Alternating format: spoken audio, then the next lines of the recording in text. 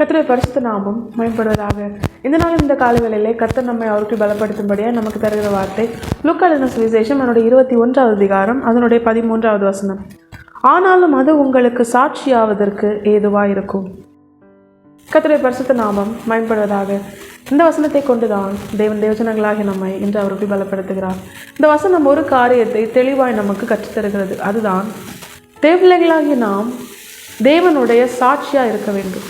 இந்த உலகத்திற்கு முன்பதாக தேவபிள்ளைகளாகி நாம் நம்முடைய ஆண்டவராகிய இயேசு கிறிஸ்துவை வெளிப்படுத்துகிற நிருபங்களாக இருக்க வேண்டும்.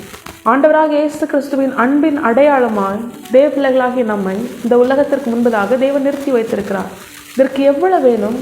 நம்மிலே வெளிப்பட்ட எந்த ஒரு காரியமாவது காரணமாக இருக்கிறதா அப்படின்னு கேட்டால் நிச்சயமாக இல்லை. எந்த ஒரு காரியமும் நம்மிடத்துலேருந்து வெளிப்பட்டதுனால தான் இந்த மேலான பாக்கியத்தை நாம் பெற்றுக்கொண்டோம் அப்படின்னு கேட்டால் நிச்சயமாக இல்லை. இது தேவன் நமக்கு பாராட்டின கிருபை. இது தேவனுடைய கண்களிலே நமக்கு கிடைத்த தயவு.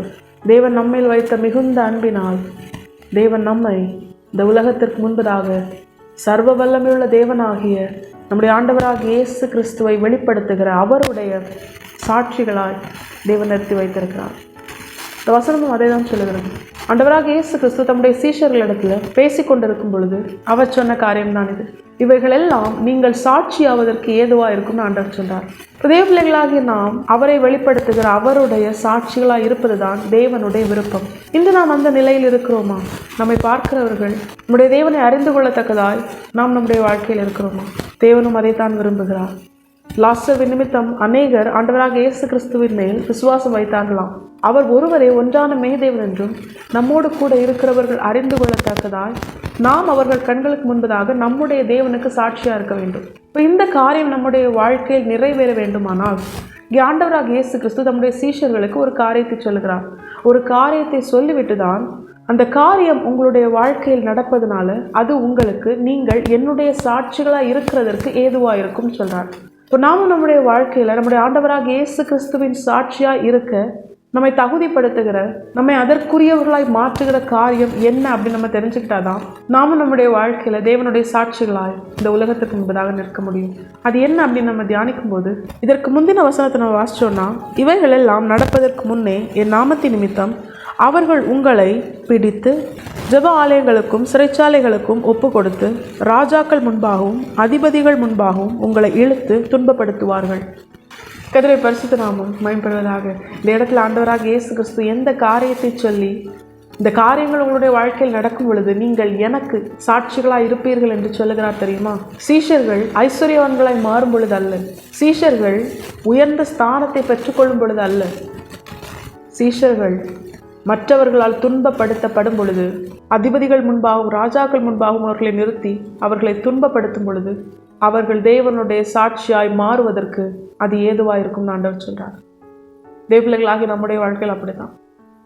இன்னைக்கு ஆண்டவராக இயேசு கிறிஸ்துவை ஏற்றுக்கொண்ட உடனே ஐஸ்வர்யவான்களாய் மாற வேண்டும் என்றும் உயர்ந்த பதவிகளையும் உலகத்தில் உள்ள மற்ற காரியங்களையும் நாம் விரும்புகிற உயர்வுகளையும் நாம் பெற்றுக்கொள்வோம் என்று நினைக்கிற அந்த மனநிலையிலிருந்து உண்மையாய் ஆண்டவராக இயேசு கிறிஸ்து காண்பித்து தந்த அந்த வழி என்ன என்று நாம் அறிந்து கொண்டால்தான் முடிவு பரியந்தம் கர்த்தருக்காக நிற்க முடியும்.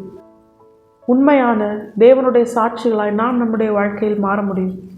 ஆண்டவர் தம்மோடு கூட தம்முடையவர்களாய் தெரிந்து கொண்ட சீஷர்களை பார்த்து சொல்லுகிறார், எப்பொழுது நீங்கள் துன்பப்படுத்தப்படுகிறீர்களோ அப்பொழுது அது நீங்கள் எனக்கு சாட்சியாய் மாறுவதற்கு ஏதுவாக இருக்கும்னு சொல்கிறார். இன்றைய நாளில் தேவ பிள்ளைகளாகிய நமக்கு இதை ஏற்றுக்கொள்ள முடிகிறதா? கர்த்தர் நிமித்தம் வரும் பாடுகள், கர்த்தர் நிமித்தம் நாம் பிடிக்கப்படுகிற சூழ்நிலைகள், கர்த்தர் நிமித்தம் நாம் அநியாயமாய் பொய்யாய் குற்றச்சாட்டப்பட்டு தண்டிக்கப்படுகிற நிலைகள், கர்த்தர் நிமித்தம் நம்முடைய வாழ்க்கையில் வருகிற நெருக்கங்கள், கர்த்தருக்காக உண்மை உத்தமாய் வேதத்தின்படி வாழ வேண்டும் என்று நம்மை அர்ப்பணித்த பிற்பாடு அது நிமித்தம் வருகிற துன்பங்கள், இவை எல்லாம் தேவ பிள்ளைகளாகிய நமக்கு சாட்சியாய் மாறுவதற்கு ஏதுவாக இருக்கும் என்று நம்முடைய தேவன் சொல்லுகிறார். தேவ பிள்ளைகளாகி நாம் இதை அறிந்து கொண்டோமே ஆனால் நிச்சயமாக இந்த சூழலை சோர்ந்து போக மாட்டோம். நிச்சயமாக எந்த ஒரு காரியமும் நம்மை தேவன் நமக்கு நியமித்த பாதையிலிருந்து வழி விலகி போக செய்யாது.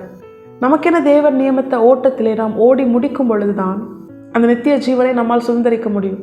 அப்பொழுதுதான் தேவன் நம்முடைய நாமத்தை தம்முடைய பிதாவுக்கு முன்பாக அறிக்கை செய்து நம்மை அவருடைய பிள்ளைகளாய் சாட்சியாய் நிறுத்துவார்.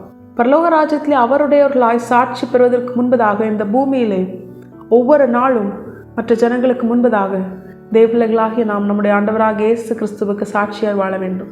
அப்படி நாம் சாட்சியாய் மாறும்படியாகத்தான் சில துன்பத்தின் பாதையை தேவன் நமக்கு அனுமதிக்கிறார். அது நம்மை அழிப்பதற்கல்ல. தேவபிள்ளைகளுடைய வாழ்க்கையில் வருகிற எல்லா துன்பங்களும், பலவீனங்களும், சோர்வுகளும், எல்லா விதமான பிரச்சனைகளும் அது நமக்கு நன்மைக்காகவே, நம்மை சாட்சியாய் மாற்றும்படியாகவே.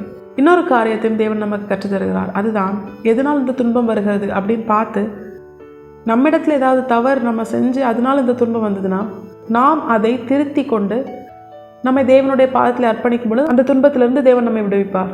ஆனால் தேவன் நிமித்தம், கர்த்தருக்காக உண்மை உத்தமாய் வாழ நாம் நம்மை அர்ப்பணித்தது நிமித்தம் நமக்கு வருகிற துன்பங்கள் இவை எல்லாமே நமக்கு நன்மைக்காக, நம்மை பசும் பொன்னாய் இந்த உலகத்திற்கு முன்பதாக நம்முடைய ஆண்டவராகிய இயேசு கிறிஸ்துவின் அன்பின் அடையாளமாய் நிறுத்த நாம் நம்முடைய தேவனின் சாட்சிகளாய் மாறுவதற்கு ஏதுவாகவே. நிச்சயமாய் தேவன் நம்மை கைவிடவே மாட்டார். நம்முடைய தேவன் இந்த உலகத்திற்கு முன்பதாக நம்மை சாட்சியை நிறுத்தி நம்மிலே நம்முடைய தேவன் மகிமைப்படுவதும் அதிக நிச்சயம். கர்த்தர் இந்த வசனத்தை கேட்டு நம் அனைவரையும் ஆசீர்வதித்து வழி நடத்துவாராக. கர்த்தருடைய பரிசுத்த நாமம் மட்டுமே மகிமைப்படுவதாக. மாரநாதா, இயேசு வருகிறார். ஆயத்தமாம், பிறை ஆயத்தப்படுத்துவோம். ஆமென். பலன் ஒன்றுமில்லை என்று நான் அறிவேன், அவர் பலனின்றும் குறையவில்லை.